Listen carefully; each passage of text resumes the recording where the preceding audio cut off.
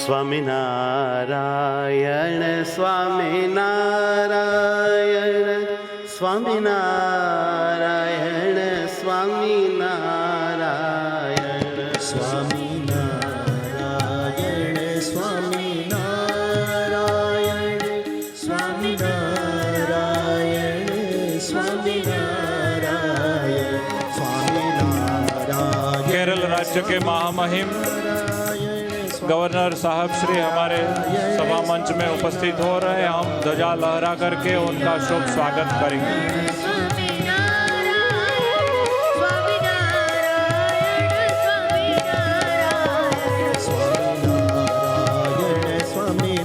साहब श्री गुरु जी के पास पधारेंगे।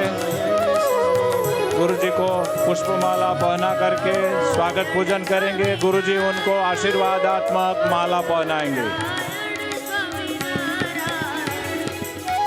और साहब अपना स्थान स्वीकार करेंगे। आज दीपावली का पर्व है। इस भारतीय संस्कृति का विक्रम संवत वर्ष का आखिरी दिन का ये आखिरी जाम चल रहा है। इस अवसर पर कुंडल धाम के इस परम पावनी धरा से परम पूज्यपाद हमारे गुरुवर्य सदगुरु श्री ज्ञान जीवन दास जी स्वामी और इतने संत मंडल और भक्त ग्रुप के ओर से मैं केरल राज्य के महामहिम राज्यपाल श्री आरिफ मोहम्मद खान साहब का हार्दिक स्वागत करता हूं। हम सभी की ओर से आपका खूब खूब स्वागत। सबसे पहले हमारे सत्संग के छोटे छोटे बालक साहब के स्वागत के लिए एक नृत्य पेश करने चाह रहे हैं। गुरु जी की बहुत बड़ी भावना है कि हमारे यहाँ कोई हार्दिक भावना लेकर के आते हैं, वे सम्मान के योग्य हैं, स्वागत के योग्य हैं, क्योंकि ये भगवान का दरबार है। भगवान के दरबार में सब लोग आदर सत्कार के पात्र होते हैं, क्योंकि सभी को यहाँ भगवान के रूप में माने जाते हैं, भगवान के बाल बच्चों के रूप में माने जाते हैं। और आज हमारे यहाँ केरल राज्य के महामहिम राज्यपाल श्री उपस्थित हैं, तो उनके स्वागत में हमारे सत्संग के बालक और युवाओं आकर के स्वागत नृत्य पेश करेंगे हमारे सत्संगी बालकों युवकों।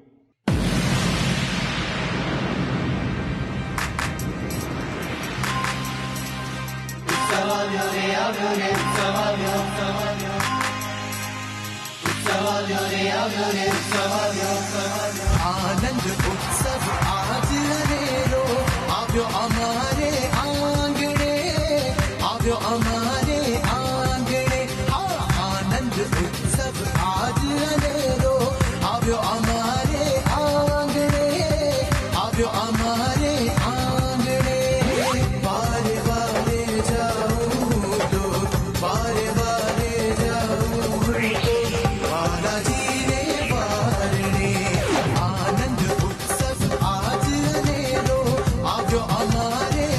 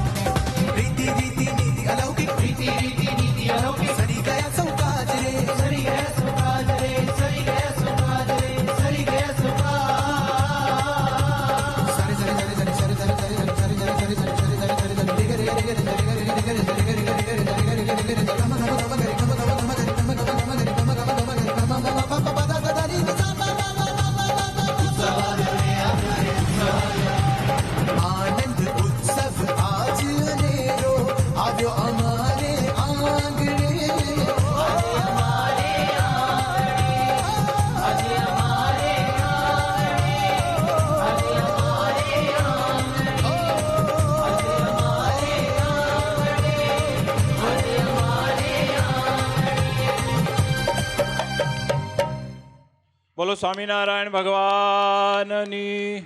बहुत बहुत धन्यवाद आप सब बालक और युवाओं को। आप लोगों ने अपनी कला भगवान गुरुजी और महामहिम राज्यपाल साहब के सन्मुख पेश करके बहुत बड़ा आशीर्वाद पा लिया।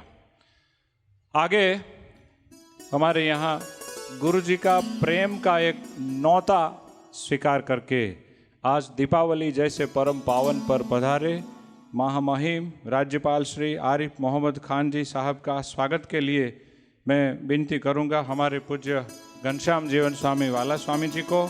उनके साथ मंगल स्वरूप स्वामी रहेंगे और साहब को इस हमारी भारतीय संस्कृति की एक पाग पगड़ी पहना करके साहब का शुभ स्वागतम करेंगे।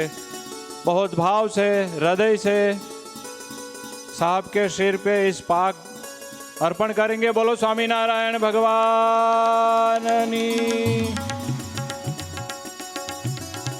मंगल स्वरूप स्वामी आएंगे और शाल अर्पण करेंगे। संतों के कर कमलों से ये पगड़ी और शाल साहब को अर्पित हुई। अब आगे मैं विनती करूंगा पूज्य स्नेहालु स्वामी और कृपालु स्वामी हमारे मंडल के बुजुर्ग संत हैं, वे पधारेंगे और पुष्पमाला अर्पण करके साहब का स्वागत करेंगे। बोलो घनश्याम महाराजनी।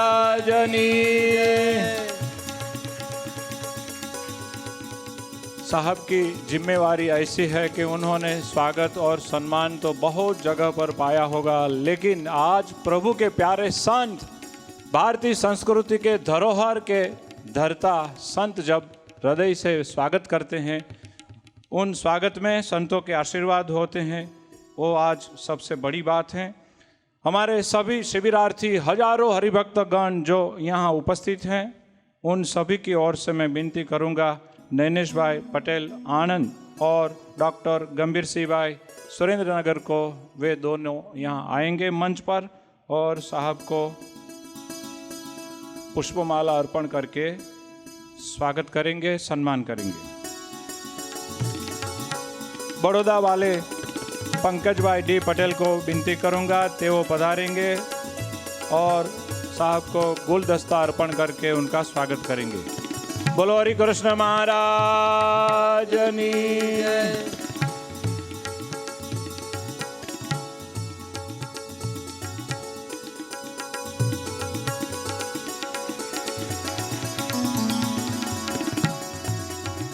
बहुत अच्छा। आज गुरुजी साहब की सरलता देखते, नम्रता देख के बहुत ही प्रसन्न है।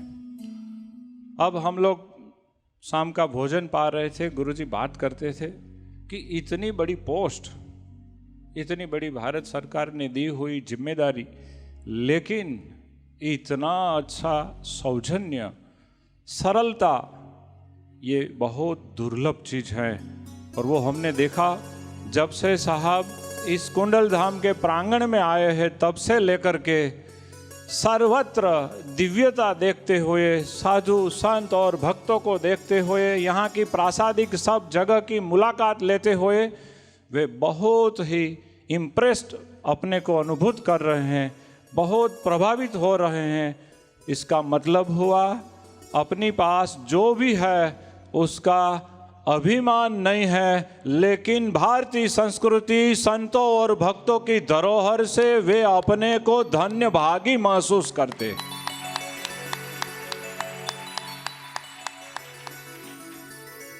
किसी अच्छी बाबत से प्रभावित होना, वो भी एक हमारी सबसे बड़ी अच्छी बात मानी जाती है। अभिमान तो रावण को भी बहुत ज़्यादा था और इसीलिए तो भगवान श्री राम के हाथों से मरना पड़ा। लेकिन किसी भी प्राप्ति होने पर भी सरलता गंवाना नहीं, नम्रता जारी रखना और दूसरों से भी प्रभावित होकर के उनमें से कुछ अच्छा सीखना, वो बात सब में नहीं हो सकती है। और वो जिसमें आती है वो कभी छोटा नहीं रह जाता। वो आज हमने देखा हमारे महामहिम राज्यपाल आरिफ मोहम्मद साहब के जीवन में। हमारे यहाँ उपनिषदों में लिखा है, पांडित्यम निर्विद्य बाल्येन तिष्ठासित। हमारे जीवन में कितनी भी विद्वत्ता आवे, कोई भी प्रकार की मास्टरी हम प्राप्त करें, लेकिन हमारी सरलता, निर्दोषता हमको कभी नहीं गंवानी चाहिए। और वो हमने राज्यपाल साहब में देखा, और उसी दृष्टि से गुरुजी और हम सब संत साहब का यह सौजन्य देख करके बहुत बहुत प्रसन्न है। एक विमोचन लेना है तो मैं उसकी थोड़ी बात कर दूं। आप सब जानते हैं, मैं जानता हूं, गुरुजी ने एक संकल्प किया है कि भगवान स्वामीनारायण जब इस पृथ्वी पर थे, हजारों लाखों लोगों को कल्याण के रास्ते पर चलाना था। उनका एक बहुत बड़ा विजन था। उस कल्याण का राह सरलतम बनाने के लिए भगवान स्वामीनारायण लोग तासीर पढ़ करके, समझ करके उसी का उपयोग करते थे। और उसी का एक नतीजा है, स्वामीनारायण भगवान बार बार संतों के साथ रास लेते थे, गरबा लेते थे, और उसी माध्यम से अनेक लोगों का चित्ताकर्षक करते हुए अपना जो सोच थी, वैदिक संस्कृति की धरोहर उसमें जो सिंचित करने की बात थी, वो बहुत आसानी से समाज में डाल देते थे। उसी जो बात हमने शास्त्रों में देखी है, हमारी परंपरा में देखी है, उस पर से गुरुजी ने हाल 3D स्वामीनारायण रास टाइटल दे करके एक बहुत अच्छा दिव्य नृत्य तैयार करवाया है।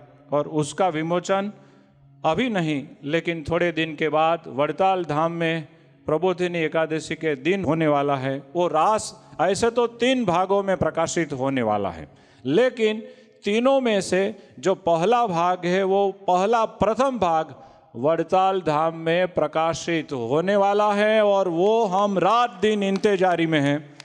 वो जो प्रथम भाग प्रकाशित होने वाला है, विमोचित होने वाला है, उसकी जाहिरात के लिए, उसकी इंतजारी बढ़ाने के लिए एक वीडियो बाइट उसकी जो सीरीज में आ रही है, वो मुंबई के कलाकार जाकिर और इनकलाब ढोली, उनकी जो वीडियो बाइट हैं वो विमोचित करने के लिए मैं गुरुजी को प्रार्थना करूंगा। गुरुजी आज उस वीडियो सीरीज बाइट की एक बाइट विमोचित करेंगे और हम उसको देखेंगे। साहब के हाथों से करवाए।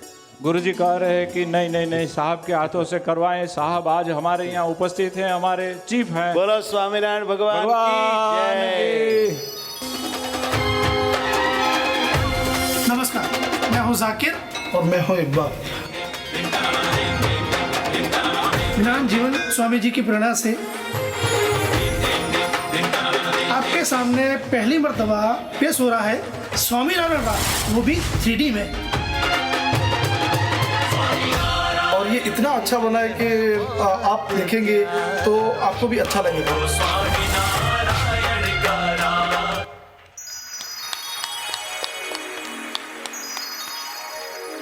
प्यारे भक्तगण, जब ये 3D रास हमारे हाथ में आएगा, दुनिया भर में हजारों लाखों करोड़ों लोग देखेंगे और भारत की संस्कृति उजागर होगी। हमारे छोटे छोटे बालक से लेकर के बूढ़े आदमी तक सबको ये रास देखने में, सुनने में बहुत अच्छा लगेगा। और इसी वजह से हम सभी की मनोवृत्ति पावन होगी, प्रभुमय होगी, और हमारी संस्कृति का एक नया आयाम प्रसारित हो जाएगा। भगवान स्वामीनारायण जब इस पृथ्वी पर थे, उन्होंने अपने हाथों से एक शिक्षापत्री लिखी। शिक्षापत्री में हम सभी को उन्होंने एक आदेश दिया कि सदैव कोई गरीब हो, कोई दुखी हो, दीनहीन हो, उस पर हम सभी दया बरसाते रहें। उन्होंने लिखा, दीन जिनेषु भाव्यम वत्सलैहि। यदि कोई दीनहीन हो तो हम वात्सल्य की वर्षा करें, उस पर कृपा का सिंचन करें और उसकी सुखाकारी जिस तरह से बढ़े, उसमें हमारा जितना भी हो सके योगदान दे। उसी परंपरा का निर्वहन करते हुए हमारे गुरुजी सदैव इस कुंडल धाम की ओर से सारा समाज में सुखाकारी की अभिवृद्धि हो, संस्कार की अभिवृद्धि हो, दीनहीन गरीब जरूरियातमंद को जो जो जरूरियात हो वो कुंडल धाम से जितना भी हो सके पर्याप्त मात्रा में पूर्ति की जाए, ऐसी सुख सुविधा सदैव करते रहते हैं। और उसी बारे में आज एक नया पहलू हम ऐड करने जा रहे हैं। मैं साहब से अवगत कराऊंगा। यहाँ कुंडल धाम से आधा घंटे दूरी पर धंधुका नामक एक नगर है और उस धंधुका नगर में एक स्वामी नारायण गुरुकुल नामक शैक्षणिक संस्था चल रही है। उस संस्था के संस्थापक और संचालक हमारे संप्रदाय के मूर्धन्य संत परम पूज्य सद्गुरु शास्त्री धर्मप्रिय दास जी स्वामी आज यहाँ हमारे बीच उपस्थित हैं। इस पूरे प्रांत में वो शैक्षणिक संस्था अनेक बालकों के लिए, कन्याओं के लिए, गरीब लोगों के लिए एक सदाव्रत जैसी आज सब में उपयुक्त हो रही है। और वो जो स्वामीनारायण गुरुकुल नामक शैक्षणिक संस्था है, उस संस्था में केजी से लेकर के 12वीं कक्षा तक का शिक्षण हो रहा है, लेकिन उसमें 400 जितनी कन्याएं पढ़ने आती हैं और हमारे संस्थापक परम पूज्य शास्त्री धर्मप्रिय दास जी स्वामी 400 कन्याओं को फ्री में शिक्षण प्रदान करते हैं।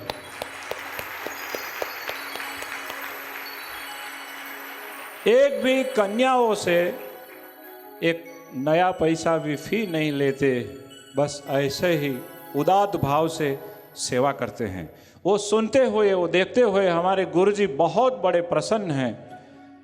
अभी थोड़े टाइम पहले कोरोना काल था और कोरोना में सभी लोगों को कमाने की दिक्कत थी। शास्त्री धर्मप्रिय दास जी स्वामी गुरुकुल के संचालक और संस्थापक ने संकल्प किया कि यदि मेरे पास कुछ सुख सुविधा हो, कुछ आर्थिक योगदान हो, तो मैं इस पूरे साल की फी सारे विद्यार्थियों की माफ़ करने चाहता हूँ। गुरुजी ने वो बात सुनी और गुरुजी ने तुरंत ही कुंडल धाम की ओर से बहुत बड़ी ऑफर की और पूज्य संस्थापक शास्त्री धर्मप्रिय दास जी स्वामी ने गुरुकुल के सभी विद्यार्थियों की फी कोरोना काल में माफ़ कर दी।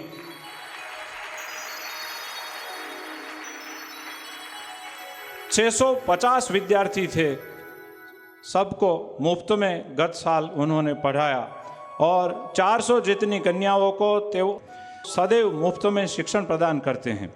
विद्यालय में जितने भी स्टाफ में काम करते हैं उनके परिवारजनों को भी, संतानों को भी मुफ्त में ही स्वामी जी शिक्षण अदा करते हैं, प्रदान करते हैं।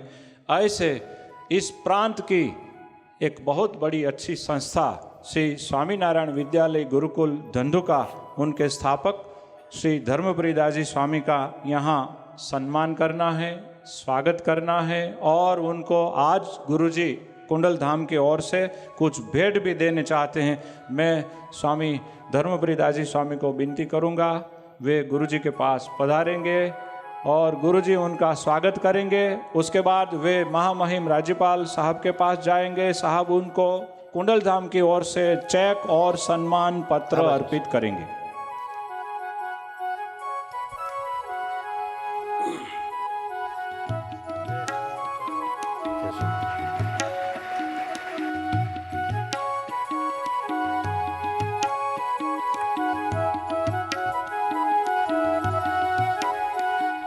बापू स्वामी कह रहे हैं कि जब हमने विद्यालय के लिए जमीन खरीदना सोचा था तब भी गुरुजी ने हमको बहुत योगदान दिया था कुंडल धाम की ओर से।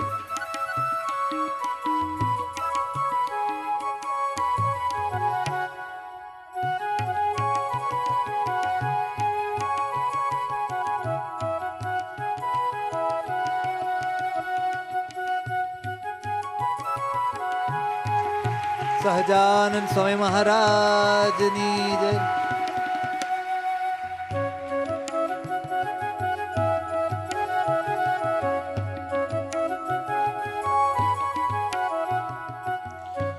वाला हरिभक्तों, गुरुजी की उदारता देखते हुए हम लोगों की सोच से परे की बात चली जाती है। गुरुजी ने कहा कि बापू स्वामी हर साल 400 कन्याओं को मुफ्त में पढ़ाते हैं। गुरुजी ने पूछा कि बापू स्वामी हमको बताइए उसका बिल खर्चा कितना होता है, और बापू स्वामी ने कहा शायद 26 लाख। गुरुजी ने कहा एक पूरी साल कन्याओं को पढ़ाने के लिए 26 लाख रुपया कुंडल धाम की ओर से गुरुकुल धंधुका को दिया जाएगा।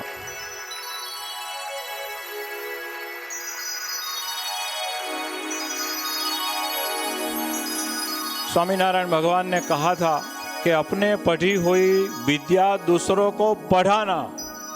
हम डायरेक्ट उस योगदान न दे सके, लेकिन जिस तरह से हम इस भारत देश को आगे लाने के लिए, समाज का उद्धारण करने के लिए जो भी कर सके वो करना चाहिए। वो हमारे स्वामीनारायण भगवान का आदेश है। गुरु जी उस राह पे चल रहे। ऐसी एक दूसरी संस्था हमारे यहाँ बोटाद में शाखा के रूप में चल रही है, red cross society. Red cross society Botad में स्थापित हुई 1995 में। आज 26 सालों से मेडिकल एवं सामाजिक क्षेत्र में इस संस्था इस प्रांत में बहुत अच्छा काम कर रही है। मेडिकल क्षेत्र में free medical camp, blood camp, हर रोज फ्री ओपीडी चेकअप और बहुत राहत दर में शायद 2800 रुपये में मोतिया बिंदु का ऑपरेशन जैसी सेवा इस संस्था इस सौराष्ट्र की धरती पे प्रदान कर रही हैं। पिछले 8 सालों से यह संस्था फिजियोथेरापी का सेंटर भी चला रही है, जिसका लाभ जरूरतमंद लोग रोज ले रहे हैं। सामाजिक क्षेत्र में भी यह संस्था फ्री टिफिन सेवा, अनाज किट वितरण, ब्लैंकेट वितरण और महिलाओं के लिए सिलाई मशीन वितरण, कपड़ों का वितरण, 4 पहिए वाली हाथ लारी का वितरण, ऐसी जो समाज में ज़रूरत हो इस संस्था की ओर से ज़रूरियातमंद पब्लिक को यह सेवा प्रदान की जा रही है। मैंने सुना आज तक में 480 जितने सिलाई मशीन इस रेड क्रॉस सोसाइटी की ओर से सप्रेम भेंट दिए गए हैं। और दिवाली जैसे पर्व के दिनों में मिठाई वितरण जैसे अनेक सेवा कार्य इस संस्था कर रही हैं। इस संस्था की ओर से इस संस्था के प्राण जैसे किशोर भाई शाह, सेक्रेटरी रेड क्रॉस संस्था बोटाद शाखा से यहाँ उपस्थित हैं। मैं किशोर भाई शाह श्री को विनंती करूँगा, वे हमारे गुरुजी के पास पधारेंगे। गुरुजी आपकी इस संस्था की सेवा देखते हुए बहुत प्रसन्न हैं, आपका स्वागत और सम्मान करने चाहते हैं। किशोर भाई शाह आज 80 साल से ऊपर बुजुर्ग हो चुके हैं। 81 साल के ये बुजुर्ग आज भी बहुत अच्छी सेवा करते हुए समाज में अपना योगदान दे रहे हैं। उनका जीवन पारदर्शक है, सीधा साधा है, गांधी जी की विचारों से सम्मिलित है। बोलो स्वामीनारायण भगवान की। बहुत कुछ शैक्षणिक संस्था भी वे चला रहे हैं। महामहिम राज्यपाल साहब उनका स्वागत करते हैं, अभिवादन करते हैं।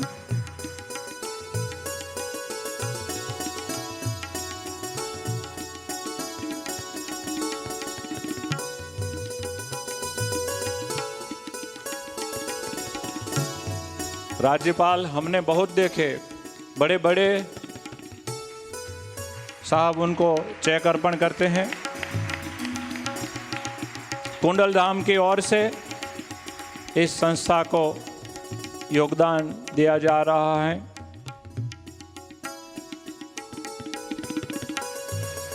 बुजुर्ग का सम्मान और आदर कैसे किया जाए वो हमारे महामहिम राज्यपाल स्वयं उठ करके सिखा रहे हैं।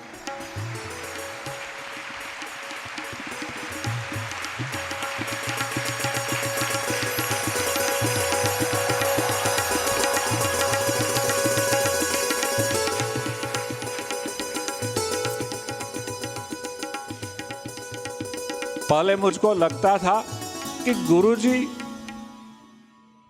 आरिफ मोहम्मद खान साहब की ओर क्यों इतना ज़्यादा लगाव जता रहे हैं। बार बार याद करते थे, अखंड कीर्ति स्वामी को बार बार पूछते थे कब आएंगे, पूछते रहो कब आएंगे। और साहब भी जब अखंड कीर्ति स्वामी बात करें हमको कुंडल आना है, गुरुजी को मिलना है, आशीर्वाद लेना है। लेकिन आज पता लग गया कि गुरुजी क्यों जल्दबाजी करते थे और साहब को क्यों यहाँ आना था। और नेटवर्क मिलता था, फ्रीक्वेंसी मिल रही थी।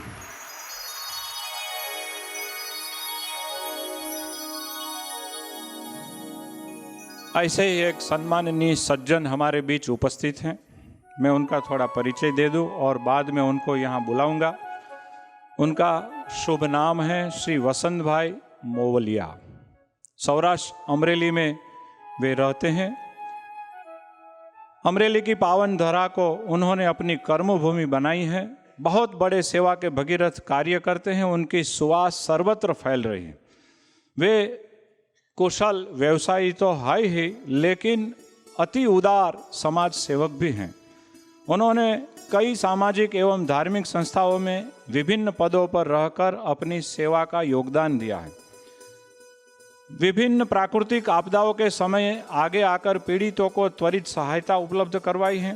चाहे वो अतिवृष्टि हो, चक्रवात तूफान हो, कोरोना काल में हजारों लोगों को फूड पैकेट एवं चिकित्सा क्षेत्र में सहायता उन्होंने अपनी ओर से पहुंचाई है और कोरोना वॉरियर के रूप में रह कर के बहुत बड़ा काम किया है।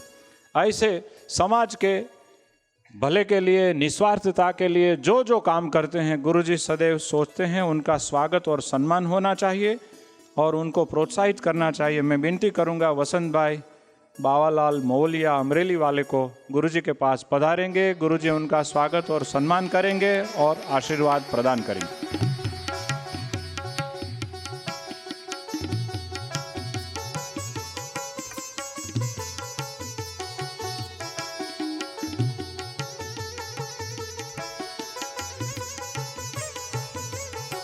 बोलो स्वामीनारायण भगवाननी जय।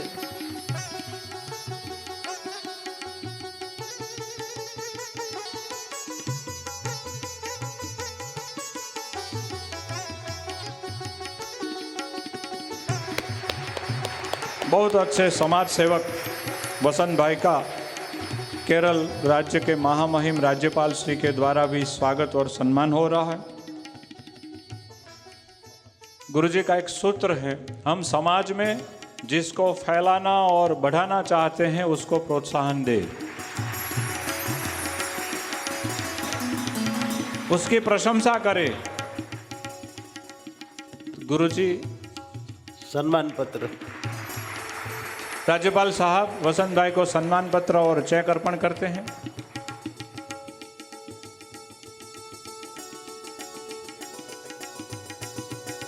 बहुत बहुत धन्यवाद वसंत भाई को, आपने समाज की बहुत अच्छी सेवा की। आज संतों का आशीर्वाद मिला, सम्मान हुआ और सबको बड़ा आनंद हुआ। जब सृष्टि पे कुछ अच्छा परिणाम ले आना हो तो उसकी पहल अच्छे आदमी को पहले करनी चाहिए, और जो बिना स्वार्थ, बिना कोई अपेक्षा अच्छे काम करने की शुरुआत करते हैं उनमें भगवान और भगवान के सच्चे संत का आशीर्वाद अवश्य मिल जाता है। आज हमने देखा इस धरती पे, इस गुजरात की परम पावन पृथ्वी पे ऐसे बहुत संस्थाएं और ऐसे बहुत सज्जन लोग हैं जो समाज की सेवा का, समाज का उद्धार का बहुत अच्छा योगदान दे रहे हैं। उन सभी को गुरुजी बारंबार यहाँ बुलाते हैं, सम्मानित करते हैं, प्रोत्साहित करते हैं, आशीर्वाद देते हैं और कुंडल धाम की ओर से जितना भी हो सके ज़्यादा से ज़्यादा योगदान देते हैं।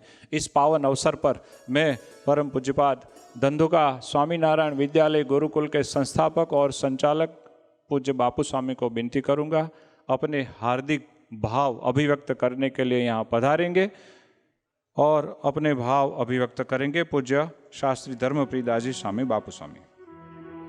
बोलो स्वामीनारायण भगवाननी जय।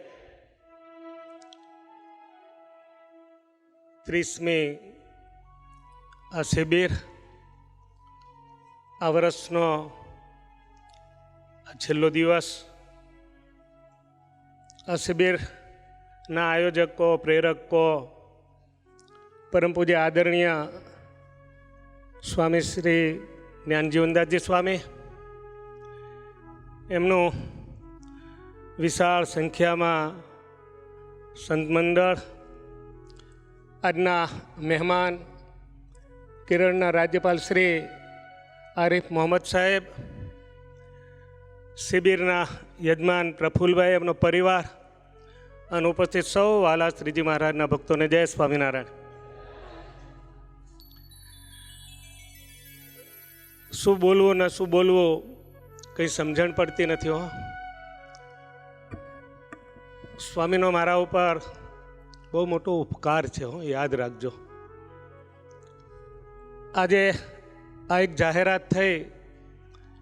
છેલ્લા 10-12 વર્ષથી હું ગુરુકુળ ચલાવું છું. જ્યારે પણ કંઈક માથાકૂટ હોય, ગુરુકુળમાં જમીન લેવાની હતી, મેં સ્વામીને વાત કરી તો તે દિવસે પણ સ્વામીએ મને ત્યાં જમીન લેવામાં મદદ કરેલી. રૂપિયાની વાત નહીં કરું. પછી સ્કૂલ શરૂ થયા પછી મેં સાયન્સ શરૂ કર્યું. ત્યાં KG થી 12 ધોરણ સુધી છે. સાયન્સમાં બી મને તકલીફ પડતી તો 10,000 રૂપિયામાં 1 વર્ષ છોકરાને ભણાવતો હતો. મેં સ્વામીને વાત કરી તો સ્વામીએ તે વખતે પણ મને શિક્ષકોના પગારની જવાબદારી રાખી અને એ પગારના પૈસા પણ સ્વામી આપતા હતા. અવારનવાર મને ઘણી બધી મદદ કરી હતી. આજે પણ મને ખૂબ મદદ કરી. હું એમનો કાયમ માટે ઋણી છું. આજે હું તમારી સામે આ બોલી રહ્યો છું, જે કંઈ વાત કરી રહ્યો છું. મારું શરીર સ્વાસ્થ્ય ખૂબ બગડ્યું હતું. હું HGVPમાં દાખલ થયો હતો એમના કહેવાથી તે, પણ પછી મારી તબિયત સારી હતી. મેં કીધું હું સ્વામી ધંધુકા જાઉં છું. મને સ્વામીએ ધંધુકા ન જવા દીધો. અને પૂજ્ય સ્વામીએ મને આગ્રહ કરી અને બરોડા બોલાવ્યો. હું બરોડા ગયો અને 5-7 દિવસ પછી મને નાકમાં ફંગસ થયું. અને ફંગસ થયા પછી હું 1.5 મહિના સુધી કારેલી બાગ મંદિરમાં રહ્યો. અને જ્યાં સુધી હું કારેલી બાગ રહ્યો ત્યાં સુધી સ્વામી ત્યાં ને ત્યાં જ રહ્યા. કુંડળથી દયાળુ સ્વામીના ફોન આવે કે ગુરુજી ક્યારે પધારો છો? તો કે જ્યારે સ્વામી બીમારીમાંથી દૂર થશે, સાજા થશે ત્યારે હું એમને મૂકીને આવીશ. એટલે આમના ઋણમાંથી હું ક્યારેય મુક્ત થતો નથી. અને બીજી એક વાત, આ શિબિર ચાલે છે. શિબિરમાં કેવી સરસ વાતો થઈ છે. મને એક વાત બહુ જચી છે, બહુ ગમી છે. સ્વામીએ બધા ભક્તોને એમ કીધું કે આપણે ત્યાં કોણ આવે છે, હે અહીંયા જે કોઈ આવે છે કોણ આવે છે, તો આપણે કેવો ભાવ રાખવાનો છે કે અમારે ત્યાં જે કોઈ આવે છે એ ભગવાન આવે છે. જે વ્યક્તિ આવે છે વ્યક્તિને આપણે નથી માનતા, પણ વ્યક્તિના હૃદયમાં રહેલા ભગવાન આપણે ત્યાં આવે છે. આવું જો કહેનાર કોઈ હોય તો પૂજ્ય સ્વામી છે. અને માત્ર ને માત્ર આપણા ચરણ છે ને, આપણા પગ, એ આપણને યાદ રાખજો ભક્તો, માત્ર મંદિર સુધી લઈ જાય, પણ આ સંતો અને આ બધાનું જે આચરણ છે ને એ આપણને પરમાત્મા સુધી લઈ જાય. યાદ રાખજો. આ સંપ્રદાય છે ને, આ સંપ્રદાય વર્તનનો છે, વાતોનો નથી. ગુણાતીતાન સ્વામી એમ કહેતા હતા કે 1 કરોડ કામ સુધરે, 1, 2, 5, 10, 15,000 નહીં, પણ 1 કરોડ કામ સુધરે. અને જો મોક્ષનું કામ ન સુધરે તો કંઈ સુધર્યું કહેવાય નહીં. ગુણાતીતાન સ્વામી કેવા મોટા હતા, હે! શ્રીજી મહારાજની સાથે જે સંતો હતા એ બધા સમર્થ હતા, મરેલાને જીવતા કરે એવા હતા. ગુણાતીતાન સ્વામીની એક નાની વાત, સાહેબ જ્યારે અહીંયા પધાર્યા છે ત્યારે હું કહું, ગુણાતીતાન સ્વામી એક મુસ્લિમ બાળકને આશીર્વાદ આપ્યા કે તું શું કામ કરે છે? તો કે હું જંગલમાં જાઉં છું, લાકડા કાપી લાવું છું, એનો ભારો લઈ અને જુનાગઢની બજારમાં કાળવા ચોકમાં જઈ અને વેચી અને એના પૈસા આવે છે, એમાંથી મારા પરિવારનું હું ગુજરાન ચલાવું છું. ગુણાતીતાન સ્વામી કહે છે આજનો સૂર્યોદય ઉગે ત્યાર પછી તારા માથે ક્યારેય ભારો નહીં હોય. અને જુનાગઢનો નવાબ ઘોડો લઈને ત્યાં નીકળ્યો ત્યારે એની બેન હતી, એ બાળકનું નામ હતું બાવલો. એની બેન ત્યાં હતી. એને એમ પૂછ્યું કે તે નિકાહ પડેલા? તો કે ના, મેં નથી નિકાહ પડેલા. તો એની સાથે જુનાગઢના નવાબે નિકાહ પડ્યા. અને ત્યાર પછી જે બાવલો બાળક હતો એને પોતાના રાજમાં લઈ આવ્યા, એને તૈયાર કર્યો, હોશિયાર કર્યો અને એને ખૂબ સુખી કર્યો. એ સુખી થયો ને ત્યાર પછી એણે જુનાગઢમાં બાહુદ્દીન કોલેજ બનાવી.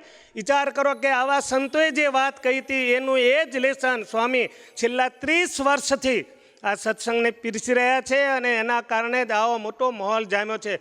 માત્ર ને માત્ર આ સંપ્રદાય છે, મોક્ષનો સંપ્રદાય છે. અને સ્વામી એનું પૂરું કામ કરે છે. સ્વામીનો જેટલો પણ તમે આભાર માનો એટલો તમારા માટે પણ ઓછો છે. અને સ્વામીએ જે કંઈ આ વાતો કહી છે એ કોઈ ભૂલી ન જાય. એ જીવનમાં તમારી સાથે હશે તો તમારો મોક્ષ થશે ને થશે. જય સ્વામિનારાયણ.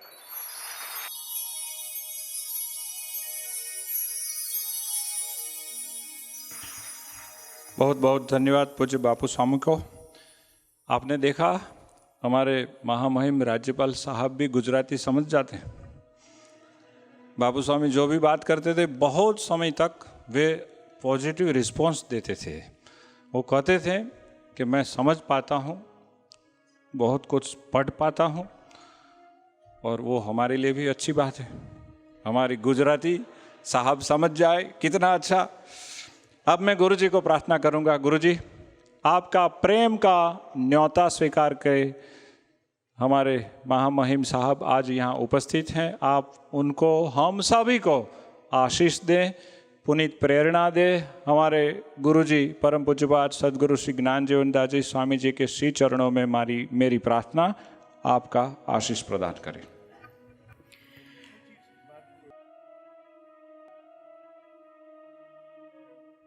आपको सुन करके बहुत अजूबा होगा। हमारे यहाँ भारतीय गवर्नमेंट का एक प्रोटोकॉल है, जब गवर्नर साहब उपस्थित होते हैं उनका प्रवचन भाषण अंत में होता है, तो हम लोगों ने प्रोटोकॉल को एक मान देते हुए गुरुजी का पहले रखा था, साहब का अंत में। आप स्वयं राज्यपाल साहब कहते हैं कि नहीं, अंत में गुरुजी का आशीर्वाद होना चाहिए, मेरा नंबर पहले ले लो।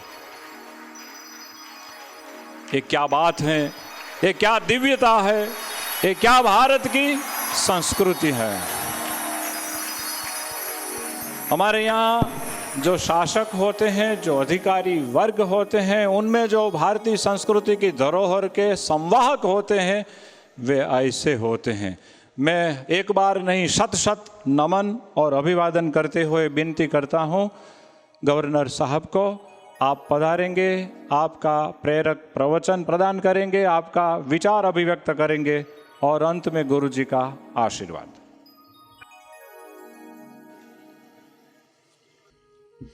भगवान श्री स्वामी नारायण महाराज, परम पूज्य गुरु जी श्री ज्ञान जीवनदास जी स्वामी की अनुमति से मैं अपनी 2-4 बातें कहना चाहूँगा। सबसे पहले तो समस्त हमारे बहुत ही सम्मानित श्रद्धेय संत जन और जो यहाँ श्रद्धालु भक्तजन इकट्ठे हुए हैं, सबको दीपावली की बहुत बहुत बधाई।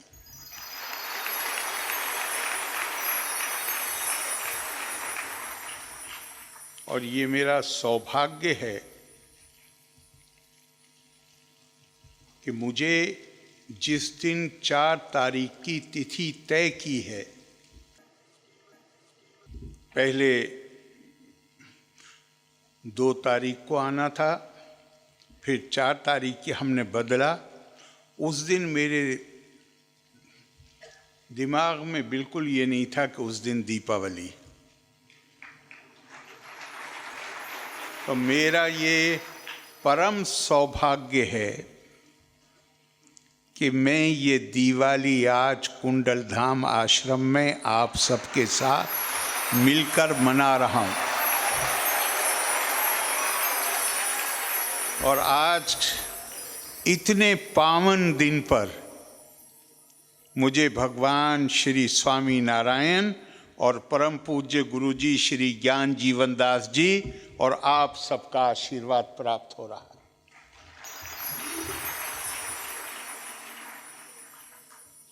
पिछले कुछ दिनों में मुझे मौका मिला और मैंने परम पूज्य गुरु जी के कई भाषण YouTube पे सुने।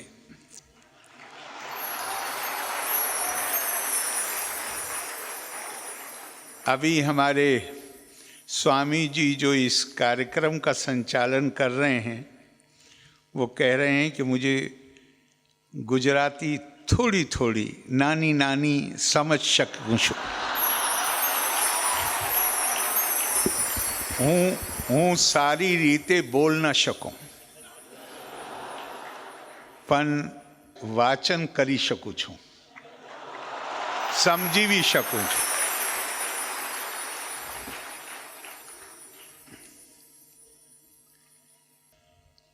मैं तो आने के बाद मुझसे अभी कोई टीवी वाले पूछ रहे थे कि आपके को कैसा लगा यहाँ आकर।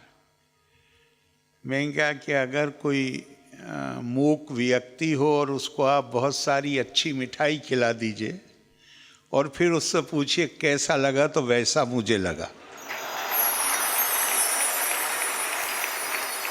सच में, तारीफ के लिए नहीं है, केवल जो प्राकृतिक वातावरण है वो तो है ही सुंदर। नदी है, झील है, गायें हैं, पशु पक्षी हैं, सारी प्रकृति की सुंदरता है। क्या आश्रम है और क्या हमारे पूज्य स्वामी जी किस प्रकार के चरित्र बना रहे हैं कि मैं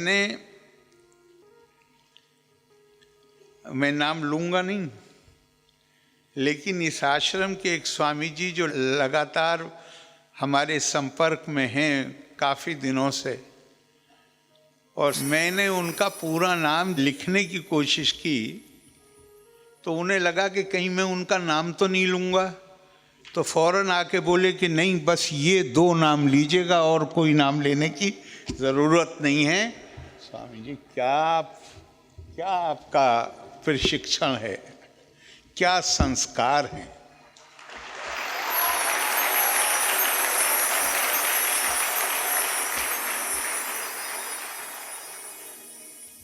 और ये वास्तविकता है कि हम बहुत सारे भाषणों में धर्म शब्द का प्रयोग करते हैं, बिल्कुल गलत। धर्म रिलीजन नहीं है, वो पंथ हो सकता है। भारत में धर्म शब्द का जो अर्थ है, जो उसका अभिप्राय है, वो बड़ा व्यापक है। मैं इस वक्त ख़ास तौर से आज के दिन, इतना बड़ा हमारा त्यौहार है, मैं लंबा भाषण नहीं करना चाहता हूँ बिल्कुल भी, तो आज मैं इस विषय पे नहीं बोलूँगा। फिर कोई मौका होगा, आऊँगा तो ज़रूर बोलूँगा। लेकिन मैं ये मानता हूँ, भारत का, भारतीय संस्कृति, भारतीय राष्ट्र, उसका कोई धर्म है तो वो आध्यात्मिकता है।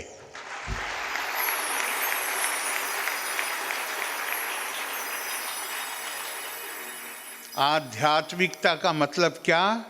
अहम ब्रह्मास्मि तत्त्वमसि, प्रज्ञानम ब्रह्मा, अयम आत्मा ब्रह्मा। हमने हर किसी में उस परम सत्य को देखा है।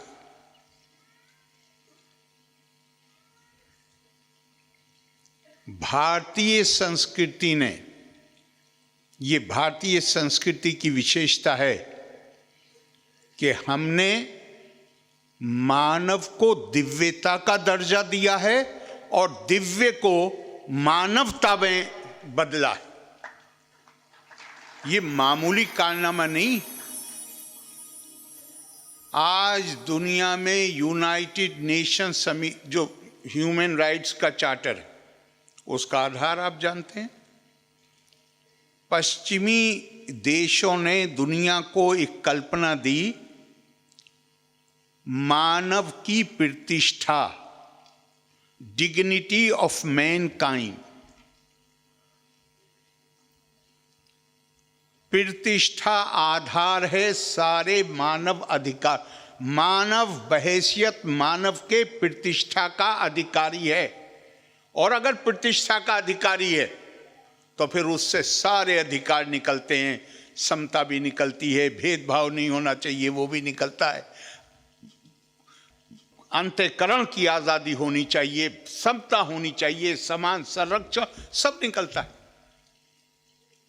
लेकिन जरा गौर कीजिए, ये आधुनिक यूरोप ने ये कल्पना दी, और प्राचीन भारत ने क्या कल्पना दी प्राचीन भारत ने दुनिया को कल्पना दी, डिविनिटी ऑफ मैनकाइंड, मानव की दिव्यता, जो निश्चित तौर पर प्रतिष्ठा से कहीं ज्यादा व्यापक कल्पना है।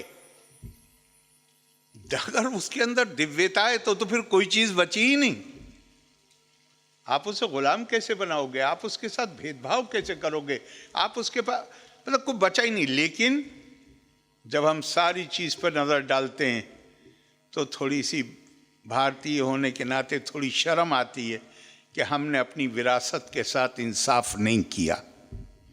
अगर हम इंसाफ करते तो राष्ट्र संघ का मानव अधिकारों का जो चार्टर है वो डिविनिटी ऑफ मैनकाइंड में मूलित होता, मानव की दिव्यता में मूलित होता। और कब दिया है ये अभी 150 साल पहले नहीं दिया ये कंसेप्ट। ये अपनी सभ्यता की जो यात्रा है उसके शुरू में दिया है। और इसलिए जब हम गाफिल हो जाते हैं, जब हम बेखबर हो जाते हैं, जब हम अपने कर्तव्य के प्रति उदासीन हो जाते हैं, तो फिर किसी विवेकानंद की ज़रूरत पड़ती है, फिर किसी भगवान स्वामी नारायण की ज़रूरत पड़ती है, फिर किसी परम पूज्य गुरु ज्ञान जीवन दास जी की ज़रूरत पड़ती है कि वो भारत का अगर कोई संदेश है तो कोई नया संदेश नहीं है। इवन शंकराचार्य कहते हैं कि कोई नई बात नहीं कह रहे। आपने सुना होगा, ये तो जा रहे थे शंकराचार्य, वो तो अब तो बहुत लंबा वक्त हो गया, 1000 साल से भी ज्यादा हो गए साहब। तो बनारस में जा रहे, नहा के या तो नहाने जा रहे थे गंगा पे या नहा के आ रहे थे। तो गलियां बनारस में आप बहुत लोग गए होंगे, आपने देखा होगा कि वहाँ जो गलियां हैं, स्ट्रीट, वो बहुत नैरो हैं, संकरी। तो कोने पे एक चंडाल अपने 5 कुत्तों को लेके खड़ा था। अद्वैतवाद के प्रणेता मुंह से निकल गया कि हटो, रास्ते से हटो। जाहिर है कि दिल में रहा होगा कि ये छू गया तो मैं अपवित्र ना हो जाऊं। किसके दिल में रहा होगा? जो अद्वैतवाद के प्रणेता थे, सबको बता रहे थे कि हर किसी के अंदर दिव्यता निहित है। बनारस के उस चंडाल ने पलट के पूछा कि शरीर हटाऊं या आत्मा हटाऊं?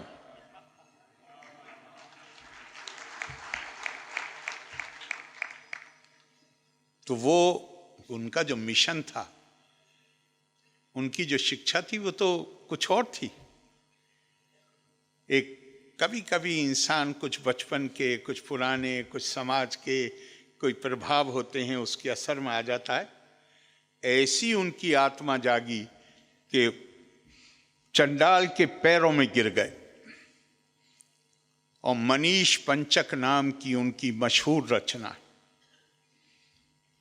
जिसमें आखिरी लाइन ये कहती है, चंडालोस्तु सातु, मगर वो मुझे जो सबसे अच्छा उसमें, एक सभी अच्छा है, उसमें बुरा कुछ भी नहीं, पर जो सबसे प्रभाव कर डालता है, ब्रह्मे वाहा मिदम सर्वम यत् किंजक्त्याम जगत सर्वम चैतद विद्याया, के जो ये जान गया, सर्वम चैतद विद्याया मति सुक्तरे नित्या परे निर्मले चंडालोस्तु सातु दुई जोस्तु गुरु रितेशा मनीषम।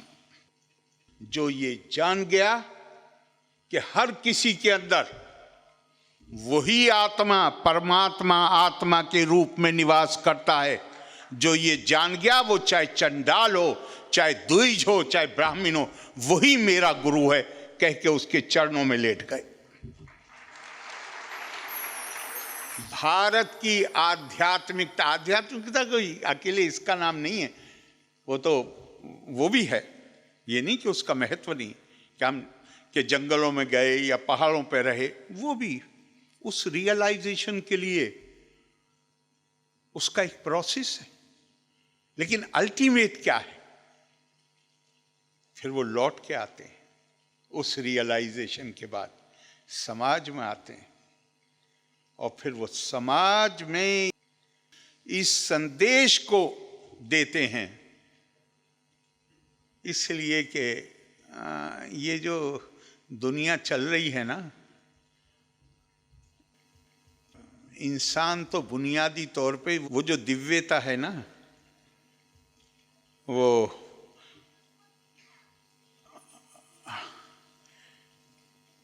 अहम के पर्दों के नीचे आत्मा छुपी हुई है।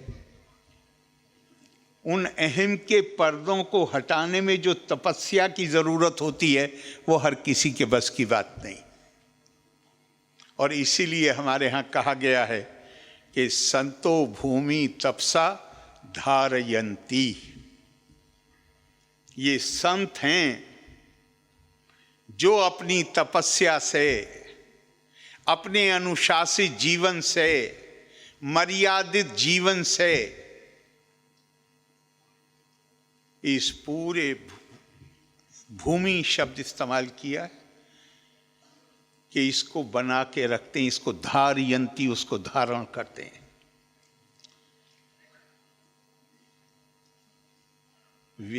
धर्म अगर व्यक्ति को बचाता है तो संत हमारे समाज को बचाते हैं। और जितने मैंने महाराज के YouTube पे फिर वचन सुने, एक तो मेरी गुजराती कुछ बेहतर हो गई, महाराज बहुत बहुत धन्यवाद। मेरी समझ बेहतर हो गई गुजराती की। और मैं प्रभावित होने, ये बहुत हल्का शब्द है कि मैं कहूँ कि प्रभावित हुआ, नहीं, मुझे वास्तव में भारत की संस्कृति की और आध्यात्मिकता की आत्मा की अभिव्यक्ति नजर आई।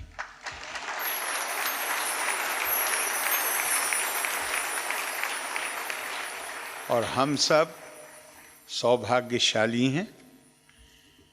और मैं अपने बारे में इतना ही कह सकता हूँ कि देर में आया हूँ, लेकिन महाराज बार बार आपके पास आऊँगा।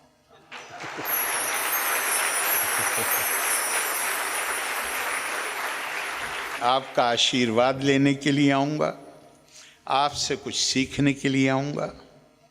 यहाँ जो संत जन हैं और जो श्रद्धालु हैं, वो अपने आप में बगैर बोले भी बड़ी सीख देते हैं।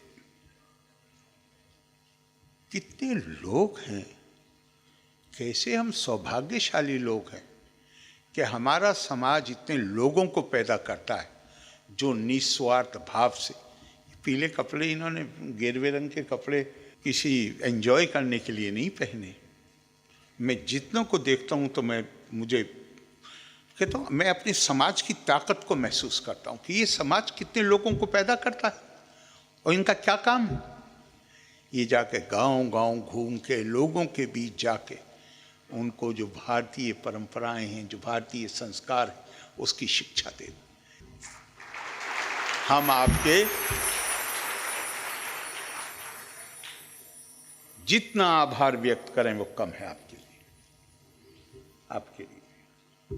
और एक बार फिर आप सबको बहुत अपनी शुभकामनाएं देते हुए और भगवान श्री स्वामी नारायण के चरणों में श्रद्धा सुमन अर्पित करते हुए और परम पूज्य गुरु जी श्री ज्ञान जीवन दास जी का एक बार फिर आशीर्वाद मांगने के लिए और आप सबको प्रणाम करके मैं आपसे इजाज़त लेता हूँ।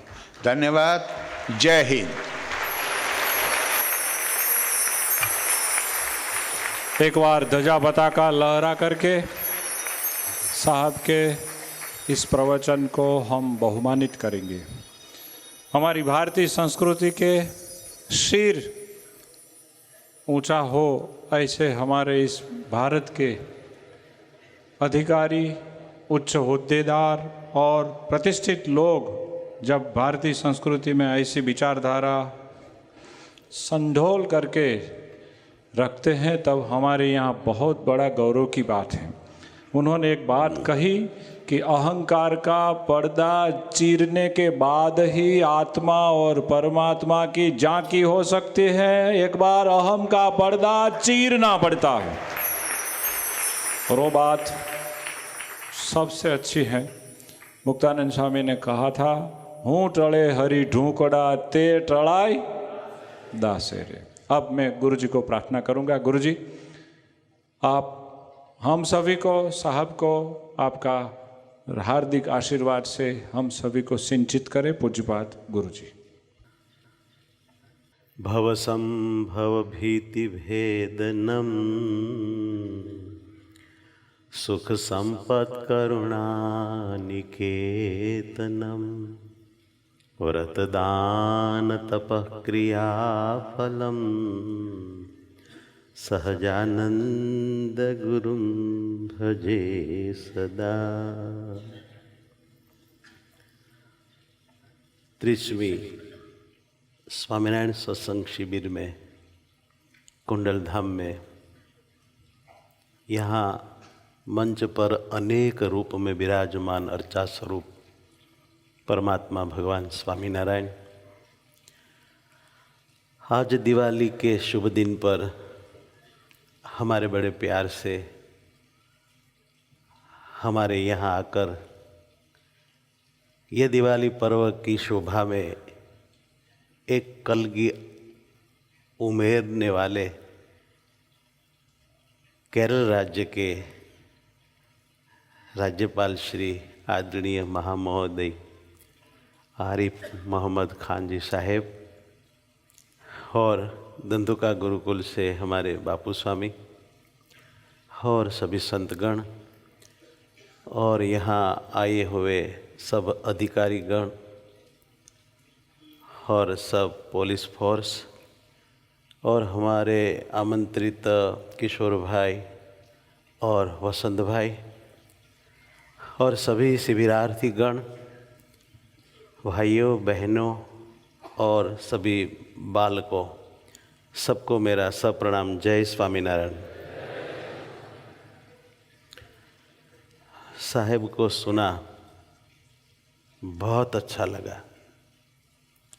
पहली दफ़ा वर्चुअली मिले थे, उस दिन भी बहुत अच्छा लगा था, आज भी बहुत अच्छा लगा। बुद्धिशाली लोग उनको कहते हैं सब में से जो कुछ सीखते हैं। मैं साहेब को देखता हूँ, उनका विवेक, उनका व्यवहार, मैंने बहुत सीखने को मिला है। ये पूरी साल हम लोगों ने दासानुदास वर्ष मानकर मनाया है, अभ्यास किया है अहंकार छोड़ने का। दयालु स्वामी ने बताया, हूँ टले हरि ढुकड़ा ते टड़ाए दासे रे। हूँ जब मिट जाता है तब परमात्मा का साक्षात्कार होता है, और यह अहंकार दासत्व प्राप्त करने से मिट जाता है।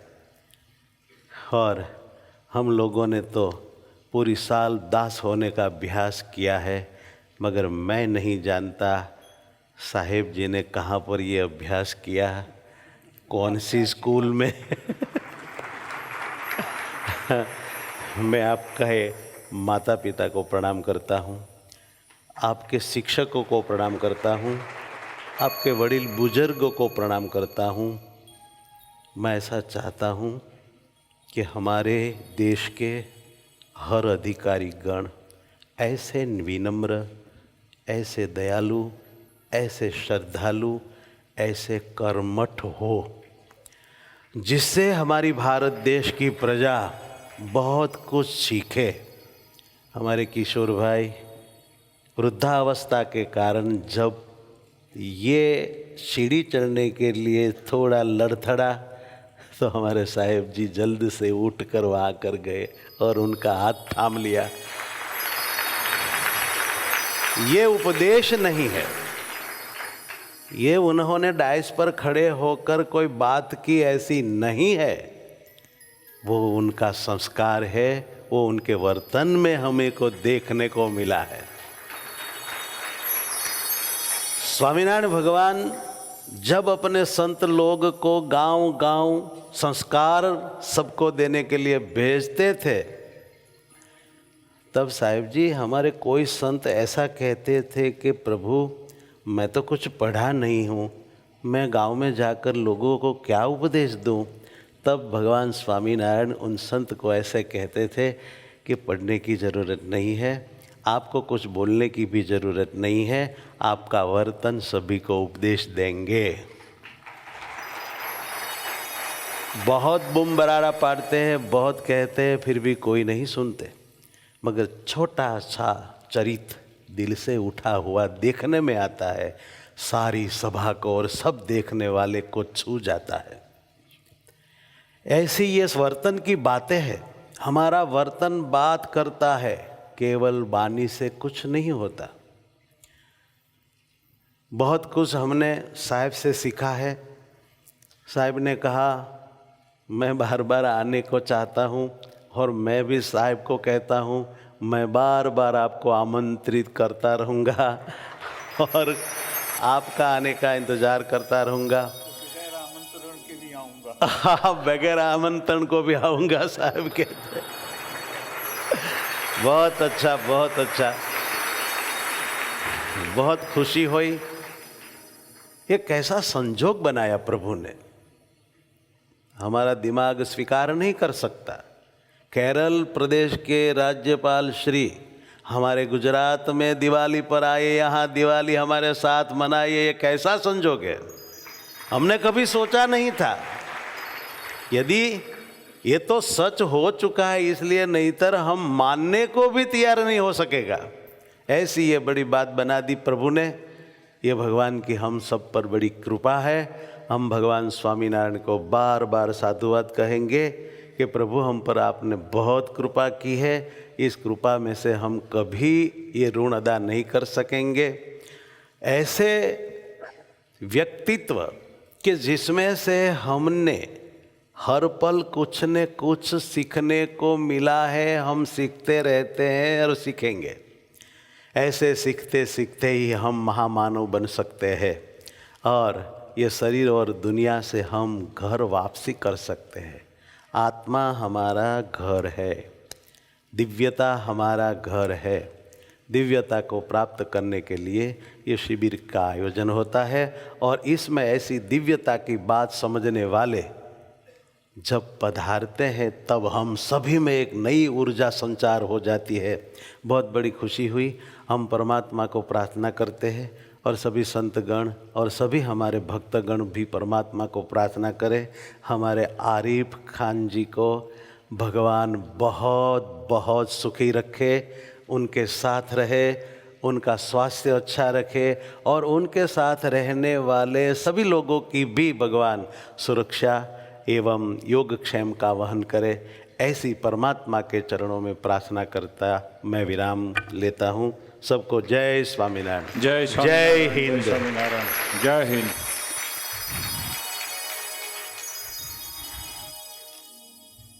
आपको सुन करके भी आनंद होगा। साहब आज रात कुंडल धाम में रहने वाले हैं। सुबह में नूतन वर्ष का आरंभ करवा के उसके बाद साहब निकलेंगे।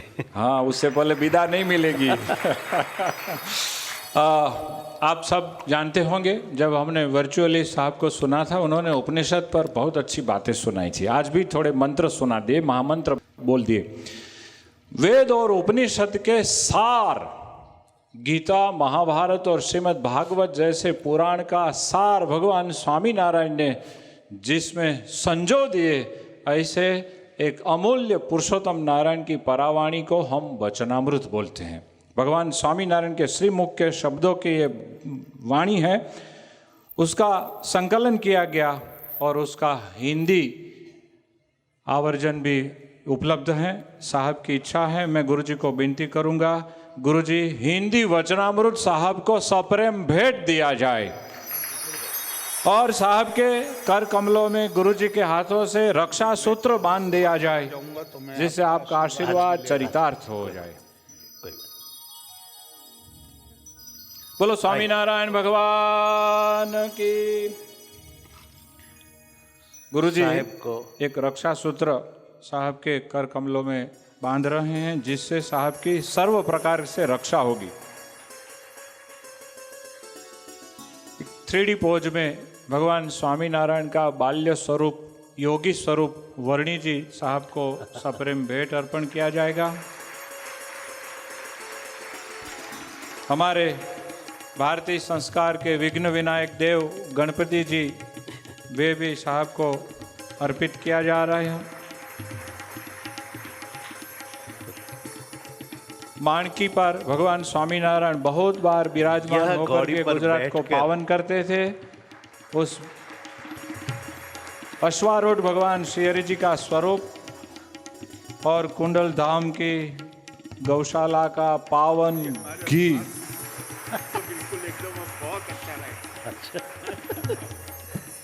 साहब जी कहते हैं यहाँ खाने का जो स्वाद मिला ये मुझको बहुत अच्छा लगा।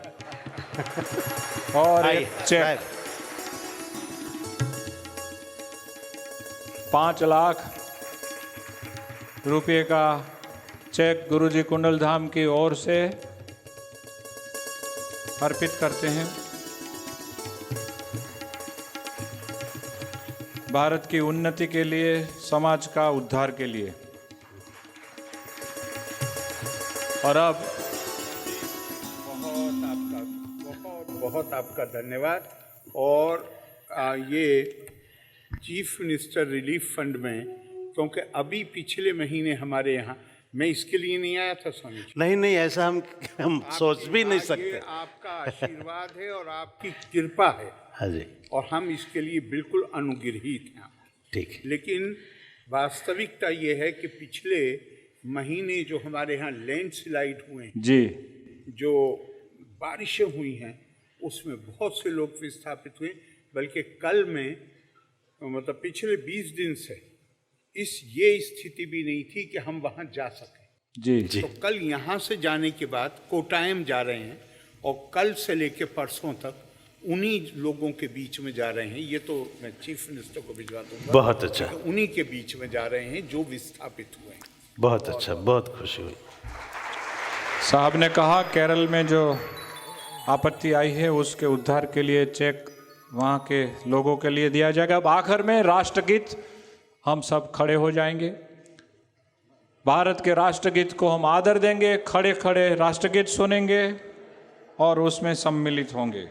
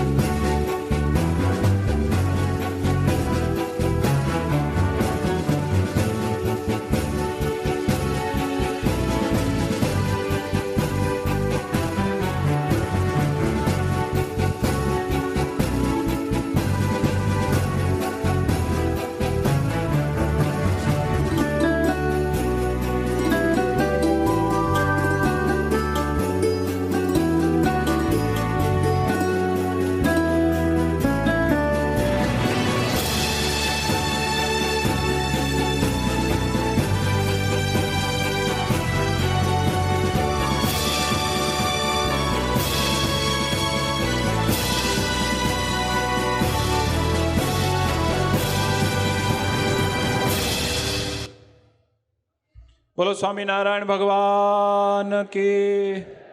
अब हम साहब को विदा देंगे। गुरुजी साहब जब यहाँ विदा लेंगे तब तक सब अपनी अपनी जगह पर खड़े रहें। कोई पण भाइयों बहनों बाळको संतो પોતાની જગ્યા ન છોડે। તેઓ આપણી વચ્ચેથી વિદાય લે પછી આપણે બધા ભગવાનને વંદન કરી અને શયન તરફ પ્રયાણ કરીશું। हमारे किशोर भाई शाह बुजुर्ग के लिए साहब स्पेशल मिलने गए हैं।